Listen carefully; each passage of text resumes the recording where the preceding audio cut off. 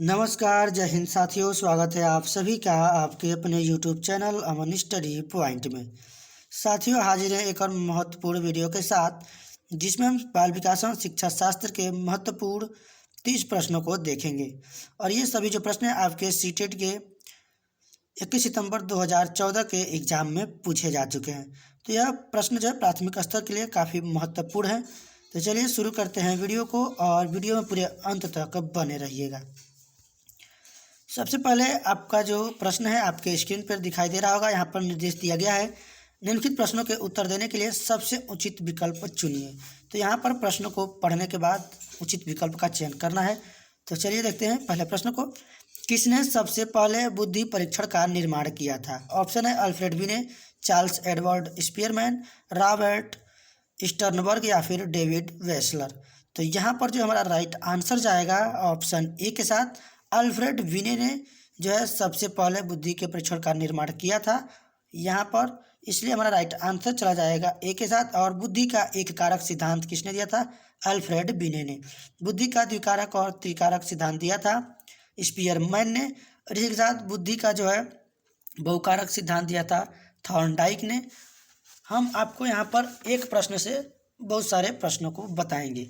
बहुबुद्धि का सिद्धांत किसने दिया था? तो बहुबुद्धि का सिद्धांत दिया था गार्डनर ने। इसको भी आप लोग याद रखेंगे, गार्डनर बहुबुद्धि का सिद्धांत दिया था। बुद्धि का बहुकारक सिद्धांत थॉर्नडाइक ने दिया था। और बुद्धि का जो समूह कारक सिद्धांत है वह जो है दिया था आपके थर्स्टन ने। तो इतने सारे प्रश्न है, फैक्ट हैं जो जिसको आपको यहाँ पर याद रखना है। चलिए देखते हैं अगले प्रश्न को। अगला प्रश्न है आपके स्क्रीन पर। एक शिक्षक कक्षा के कार्य को एकत्र करता है और उन्हें पढ़ता है, उसके बाद योजना बनाता है और अपने अगले पाठ को शिक्षार्थियों की आवश्यकताओं को पूरा करने के लिए समायोजित करता है। वह क्या कर रहा है या कर रही है? सीखने के रूप में आकलन, सीखने के लिए आकलन, सीखने के समय आकलन या फिर सीखने का आकलन। तो साथियों, सीटेट में प्रश्न काफ़ी बड़े बड़े पूछे जाते हैं। यहाँ पर आपको पॉजिटिव टैग वर्ड और नेगेटिव टैग वर्ड को समझ के आंसर लगाना है, और जो सबसे आपका सकारात्मक रहेगा, जब सबसे उचित आंसर रहेगा उसी को आपको आंसर लगाना है, तभी आप समय की बचत कर पाएंगे। यहाँ पर राइट आंसर जाएगा हमारा बी के साथ। यहाँ पर जो सीखने के लिए आकलन कर रही है, राइट आंसर जाएगा ऑप्शन बी के साथ। अगला प्रश्न देखेंगे। कक्षा कक्ष में जेंडर, लिंग यानी विभेद। ऑप्शन दिया गया है शिक्षार्थियों के हर्षोन्मुख प्रयासों अथवा निष्पादन का कारण बन सकता है। पुरुष शिक्षार्थियों के वृद्धि उन्मुख प्रयासों अथवा निष्पादन के कारण बन सकता है। महिला शिक्षकों की अपेक्षा पुरुष अपेक्षक के द्वारा अधिक किया जाता है। शिक्षार्थियों के निष्पादन को प्रभावित नहीं करता है। तो यहाँ पर कक्षा में जेंडर यानी लिंग विभेद के बारे में पूछा गया है। तो यह जो है ऐसा नहीं प्रभावित नहीं करेगा, प्रभावित करता है। महिला शिक्षकों की अपेक्षा पुरुष अपेक्षक के द्वारा अधिक किया जाता है, ये गलत बात है। यहाँ पर जो है ऑप्शन ए हमारा सही होगा, यानी शिक्षार्थियों के हर्षोन्मुख प्रयासों अथवा निष्पादन का कारण बन सकता है। यह जो है जेंडर है यानी लिंग विभेद है। राइट आंसर जाएगा ऑप्शन ए के साथ। चलिए देखते हैं अगले प्रश्न को। अभी तक आपने अगर वीडियो को शेयर नहीं किया है तो अपने सभी दोस्तों में और ग्रुपों में शेयर कर दीजिएगा। हम आपसे लाइक और सब्सक्राइब करने के लिए नहीं बोलेंगे। लाइक और सब्सक्रिप्शन जरूरी नहीं है, परंतु यह जो वीडियो है आपके सभी दोस्तों के पास पहुँचना चाहिए। ध्वनि संबंधी जागरूकता निम्नलिखित में से किस क्षमता से संबंधित है? ऑप्शन है सही व धारा प्रवाह बोलना, जानना समझना व लिखना, व्याकरण के नियमों में दक्ष होना, ध्वनि संरचना पर चिंतन करना व उसमें हेरफेर करना। तो यहाँ पर जो हम राइट आंसर लगाएंगे ऑप्शन डी के साथ, क्योंकि आंसर बड़ा है और सबसे सकारात्मक है। यहाँ पर जो है व्याकरण यहाँ पर प्राथमिक स्तर पे कोई लेना देना नहीं है। धारा प्रवाह भी यहाँ पर नहीं लगाएंगे, और जानना समझना व लिखना ये भी जरूरी नहीं है, यानी सबसे सकारात्मक हमारा आंसर डी यहाँ पर जाएगा। अगला प्रश्न देखेंगे। प्रकृति पोषण विवाद निम्नलिखित में से किससे संबंधित है? व्यवहार एवं वातावरण, वातावरण एवं जीव विज्ञान, वातावरण एवं पालन पोषण, अनुवांशिकी एवं वातावरण। तो काफ़ी ध्यान से यहाँ पर आप लोग प्रश्न देंगे। आपके जितने भी सकारात्मक टैग वर्ड होते हैं पॉजिटिव, उसमें अनुवांशिकी और वातावरण आता है। जहाँ पर आपको ये प्रश्न में अनुवांशिकी एवं वातावरण मिले, फटाक से आप लोग उसको आंसर लगाएंगे। प्रकृति पोषण विवाद निम्नलिखित में से किससे संबंधित है? अनुवांशिकी और वातावरण से। राइट आंसर जाएगा ऑप्शन डी के साथ। चलिए देखते हैं अगले प्रश्न को। मानव विकास है गुणात्मक कुछ सीमा तक अमापनीय, मात्रात्मक और गुणात्मक दोनों, या फिर मात्रात्मक। तो यहाँ पर मानव जो विकास है यह जो है मात्रात्मक और गुणात्मक दोनों है। राइट आंसर जाएगा सी के साथ। और यह जो प्रश्न है आपके 21 सितंबर 2014 के सीटेट के एग्जाम में पूछे गए हैं। सभी प्रश्न वहीं से लिए गए हैं। यह जो है बिल्कुल ओरिजिनल पेपर से लिए गए हैं। तो वीडियो पूरा आपको देखना है। निम्न में से कौन सा समाजीकरण का निष्क्रिय एजेंसी है? परिवार, इको क्लब, सार्वजनिक पुस्तकालय, या फिर स्वास्थ्य क्लब। तो निष्क्रिय एजेंसी के बारे में पूछा गया है इस प्रश्न में। तो हमको जो है यहाँ पर नकारात्मक ऑप्शन ही ढूंढना है, क्योंकि प्रश्न निगेटिव है। तो यहाँ पर परिवार सक्रिय है, इको क्लब सक्रिय है, स्वास्थ्य क्लब सक्रिय है, जबकि सार्वजनिक पुस्तकालय की बात की गई है। तो यह जो है निष्क्रिय एजेंसी है। राइट आंसर जाएगा ऑप्शन सी के साथ। अगला प्रश्न देखेंगे। संज्ञानात्मक विकास निम्न में से किसके द्वारा समर्थित होता है? उन गतिविधियों को प्रस्तुत करना जो पारंपरिक पद्धतियों को सुदृढ़ बनाती है, एक समृद्ध और विविधतापूर्ण वातावरण उपलब्ध कराना। तो यहाँ पर भी बड़े प्रश्नों में आपको केवल सकारात्मक टैग वर्ड ढूंढना है। तो जहाँ पर भी आपको वातावरण उपलब्ध कराने की, अवसर देने की, या फिर जहाँ भी सहयोग की बात की जाए तो वहाँ पर आपको आंसर लगाना होता है। चलिए अगला ऑप्शन भी देख लेते हैं। स्वयोगात्मक की अपेक्षा व्यक्तिगत गतिविधियों पर अधिक केंद्रित करना, जितना संभव हो उतनी आवृत्ति से संगत और सुनियोजित परीक्षाओं का आयोजन। तो परीक्षाओं का आयोजन ये जो नहीं है, हमारा राइट आंसर जाएगा ऑप्शन बी के साथ। विविधतापूर्ण यानी बहुत सारी विधियों से भरपूर जो है वातावरण उपलब्ध कराना। राइट आंसर जाएगा ऑप्शन बी के साथ। जहाँ भी विविधता और अवसर आपको मिले, उपलब्ध कराना, वातावरण मिले, ये सभी सकारात्मक में आपके आ जाएंगे। अगला प्रश्न है, निम्न में से कौन सा सीखने की शैली का एक उदाहरण है? संग्रहण, तथ्यात्मक, स्पर्श संबंधी, या फिर चाक्षुष। तो इस प्रश्न में जो है चाक्षुष हमारा राइट आंसर हो जाएगा। आंसर जाएगा डी के साथ। कौन सा सीखने की शैली का एक उदाहरण है? चाक्षुष यानी देखकर, नेत्रों से। अगला प्रश्न है, रिक्त स्थान प्रेरणाएं अनुभूतियों के संतुष्टिकरण की अवस्थाओं तक पहुँचने और व्यक्तिगत लक्ष्यों को प्राप्त करने की आवश्यकता को संबोधित करती है। भावात्मक, संरक्षण उन्मुखी, सुरक्षा उन्मुखी, या फिर प्रभावी। तो इस प्रश्न का राइट आंसर जाएगा ए के साथ, यानी भावात्मक प्रेरणाएं अनुभूतियों के संतुष्टिकरण की अवस्थाओं तक पहुँचने और व्यक्तिगत लक्ष्यों को प्राप्त करने में की आवश्यकता को संबोधित करती है। आंसर जाएगा ए के साथ। अगला प्रश्न देखेंगे।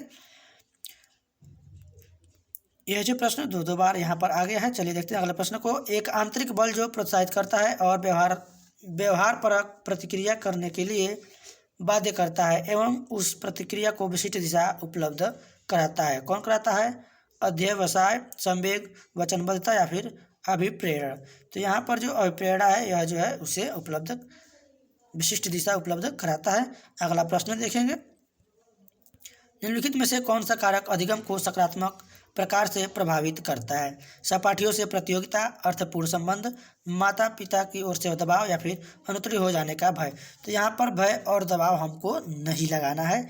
जितने भी निगेटिव है हमको जो है उन्हें काट देना। प्रतियोगिता भी नहीं लगाना है। सकारात्मक है अर्थपूर्ण संबंध। राइट आंसर जाएगा यहाँ पर ऑप्शन बी के साथ। अगला प्रश्न देखेंगे। प्रतिभाशाली शिक्षार्थियों को रिक्त स्थान से जुड़े प्रश्नों पर अधिक समय देने के लिए कहा जा सकता है। समझ, सृजन, विश्लेषण, या फिर स्मरण। तो इस प्रश्न में जो है सृजन हमारा राइट आंसर जाएगा ऑप्शन बी। सृजनात्मकता यह क्या है? सकारात्मक टैग वर्ड है। प्रतिभाशाली शिक्षार्थियों को सृजन से जुड़े प्रश्नों पर अधिक समय देने के लिए कहा जा सकता है। आंसर जाएगा बी के साथ। अगला प्रश्न देखेंगे। निम्न में से कौन सा कौशल संवेगात्मक बुद्धि से संबंधित है? गतिक प्रक्रमण, विचार करना, समानुभूति देना, या फिर याद करना। तो यहाँ पर जो हमारा राइट आंसर जाएगा ऑप्शन सी के साथ। समानुभूति देना जो है यह जो है कौशल संवेगात्मक बुद्धि से संबंधित है। राइट आंसर चला जाएगा ऑप्शन सी के साथ। चलिए देखते हैं अगले प्रश्न को। गणित से अधिगम निर्योग्यता का आकलन निम्न में से किस परीक्षण द्वारा सर्वाधिक उचित तरीके से किया जा सकता है? निदानात्मक परीक्षण, स्क्रीनिंग परीक्षण, अभिक्षमता परीक्षण, या फिर उपलब्धि परीक्षण। तो यहाँ पर जो है गणित से अधिगम निर्योग्यता का आकलन, निर्योग्यता जो उसमें कमी है तो उसको हम जो है निदानात्मक परीक्षण से यानी सबसे पहले उसकी कमियों का पता लगाएंगे। तो राइट आंसर जाएगा ऑप्शन ए के साथ। चलिए देखते हैं अगले प्रश्न को। प्रभावपूर्णता, व्याख्या, मौलिकता और लचीलापन रिक्त स्थान के साथ संबंधित तत्व है। गुण, अपसारी चिंतन, त्वरण, या फिर प्रतिभा। तो यह जो है प्रभावपूर्णता, व्याख्या, मौलिकता और लचीलापन किसके साथ, अपसारी चिंतन के साथ संबंधित तत्व है। राइट आंसर जाएगा ऑप्शन बी के साथ। चलिए देखते हैं अगले प्रश्न को। सभी के लिए विद्यालयों में सभी की शिक्षा निम्नलिखित में से किसके लिए प्रचार वाक्य हो सकता है। समावेशी शिक्षा, सहयोगात्मक शिक्षा, पृथक शिक्षा या फिर संशक्तिशील शिक्षा। तो यहाँ पर कुछ नहीं देखना है। जब सभी के लिए विद्यालयों में सभी की शिक्षा की बात की जाए, सबको एक साथ शिक्षा देने की, तो जो हमारा समावेशी हो जाता है, जहाँ पर बिना किसी भेदभाव के, बिना किसी लिंग के आधार पर, जाति के आधार पर, धर्म के आधार पर एक साथ शिक्षा दी जाती है, उसे हम समावेशी शिक्षा कहते हैं। इसलिए राइट आंसर जाएगा ऑप्शन ए के साथ। अगला प्रश्न है आपके स्क्रीन पर, निम्न में से कौन सी शब्दावली प्रायः अभिप्रेरक के साथ अंतः बदलाव के साथ इस्तेमाल की जाती है। ऑप्शन है संवेग, आवश्यकता, उत्प्रेरणा या फिर पुरस्कार। तो यहाँ पर जो है निम्न से कौन सी शब्दावली प्रायः अभिप्रेरणा के साथ अंतः बदलाव के साथ इस्तेमाल की जाती है। प्रश्न को सही से समझ के आंसर लगाना है। आवश्यकता जो है यह प्रायः जो अंतः बदलाव के साथ इस्तेमाल किया जाता है। राइट आंसर चला जाएगा हमारा ऑप्शन बी के साथ। अगला प्रश्न देखेंगे। निम्न में से कौन सा स्टर्नबर्ग की बुद्धि के त्रिस्तरीय सिद्धांत का एक रूप है। प्रायोगिक बुद्धि, संसाधनपूर्ण बुद्धि, गणितीय बुद्धि या फिर व्यवहारिक बुद्धि। तो यहाँ पर जो है व्यवहारिक बुद्धि जो है यह जो है स्टर्नबर्ग के बुद्धि के त्रिस्तरीय सिद्धांत का एक रूप है। राइट आंसर चला जाएगा ऑप्शन डी के साथ। अगला प्रश्न देखेंगे। एक वर्ष तक शिशु जब आँख, कान व हाथों से सोचते हैं तो निम्नलिखित में से कौन सा स्तर शामिल होता है। पूर्व संक्रियात्मक, इंद्रिय जनित गामक स्तर, अमूर्त संक्रियात्मक स्तर या फिर मूर्त संक्रियात्मक स्तर। तो यहाँ पर जो है कान, हाथ और जो दिया गया है, कान क्या है, यह जो है आँख क्या है, यह हमारी ज्ञानेंद्रियाँ हैं। ज्ञानेंद्रियाँ 5 होती हैं, आँख, कान, नाक, जीभ, मुँह, त्वचा। तो इसमें जो है यह किससे करेंगे, इंद्रिय जनित गामक स्तर से। राइट आंसर जो जाएगा ऑप्शन बी के साथ। और ये जो चारों अवस्थाएं दिए थे किसने दिया था, जीन पियाजे ने दिया था। और इसकी जो है अवस्था होती है 0 से 2 वर्ष, इंद्रिय जनित गामक या फिर इसको हम संवेदी गामक भी कहते हैं। चलिए देखते हैं अगले प्रश्न को। वाइजगोस्की के सिद्धांत में विकास के निम्नलिखित में से कौन से पहलू की उपेक्षा होती है। ऑप्शन है सांस्कृतिक, जैविक, भाषाई या फिर सामाजिक। तो वाइजगोस्की से प्रश्न यहाँ पर पूछा गया है। ऑप्शन यहाँ पर जाएगा बी के साथ, जैविक जो है इसकी उपेक्षा की जाती है। बाकी सांस्कृतिक, भाषाई और सामाजिक ये जो है इसका समर्थन करते हैं। राइट आंसर जाएगा ऑप्शन बी के साथ। चलिए देखते हैं अगले प्रश्न को।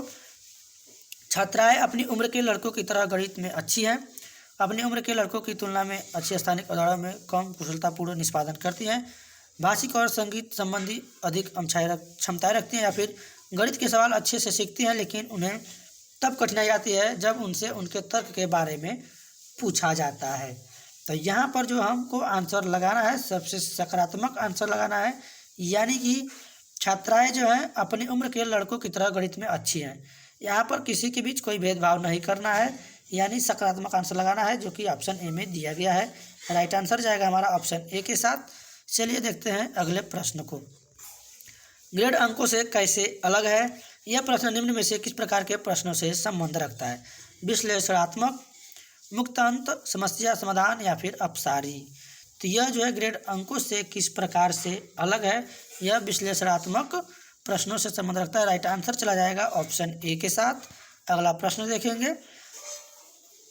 शब्दों में अक्षरों के क्रम को पढ़ने में कठिनाई का अनुभव करना और अक्सर चाक्षुष स्मृति का ह्रास रिक्त स्थान से संबंधित है। ऑप्शन है डिस्कैल्कुलिया, डिस्ग्राफिया, डिस्प्रैक्सिया या फिर डिसलेक्सिया। तो यहाँ पर जो 24 नंबर प्रश्न है इसमें पूछा गया है कि अक्षरों के क्रम को पढ़ने में कठिनाई। तो पढ़ने संबंधी जो विकार होता है उसको हम कहते हैं डिसलेक्सिया। लेखन संबंधी जो विकार होता है उसको हम बोलते हैं डिस्ग्राफिया। और जो गणित से संबंधित जो विकार होता है उसको हम डिस्कैल्कुलिया बोलते हैं। तो यहाँ पर आपके 3 प्रश्न तैयार हो गए। तो यहाँ पर हमारा राइट आंसर जाएगा ऑप्शन डी के साथ। चलिए देखते हैं अगले प्रश्न को।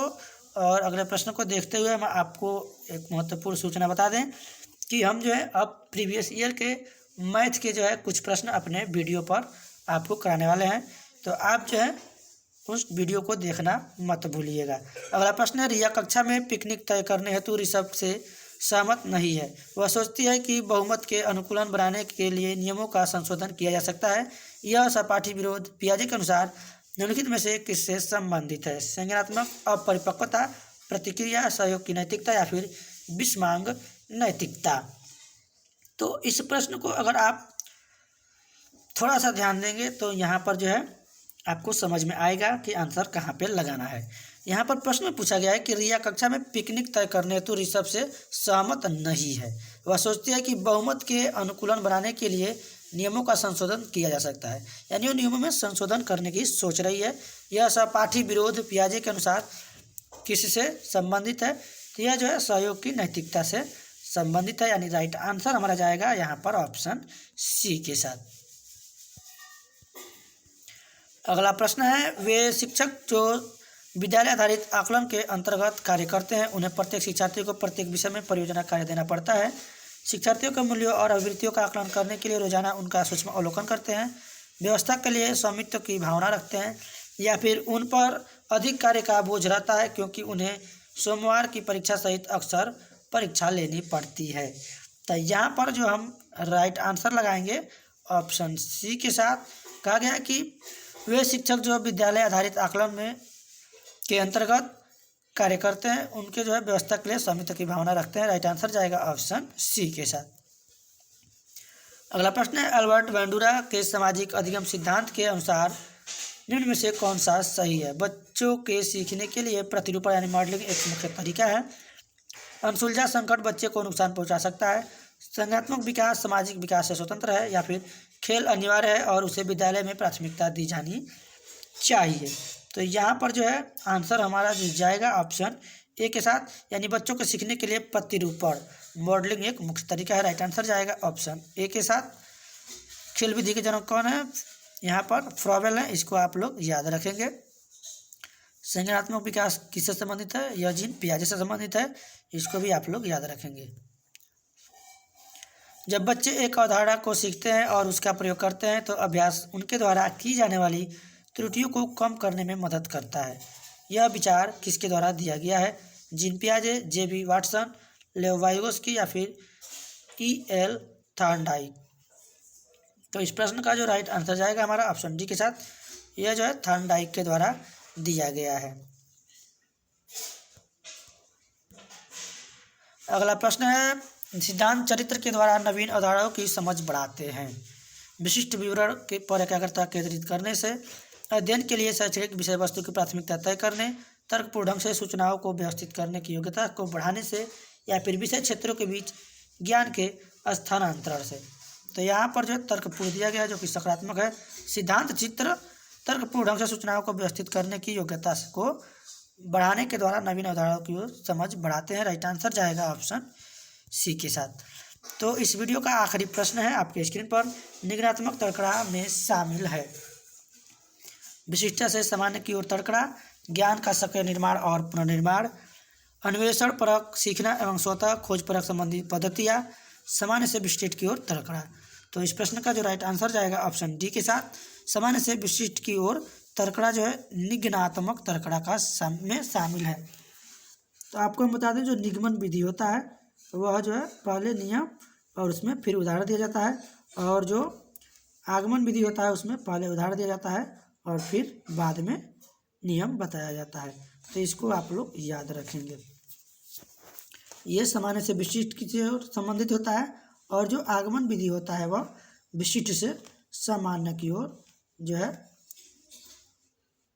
यह जो ऑप्शन दिया गया विशिष्ट सामान्य की ओर तर्कड़ा, यह हमारा आगमन विधि से संबंधित होता है। तो इसी के साथ वीडियो समाप्त हुआ। अगर वीडियो पसंद आया हो तो अभी अपने सभी दोस्तों में और ग्रुपों में शेयर कर दीजिएगा ताकि उनका भी कुछ फ़ायदा हो सके। इसी के साथ धन्यवाद। जय हिंद।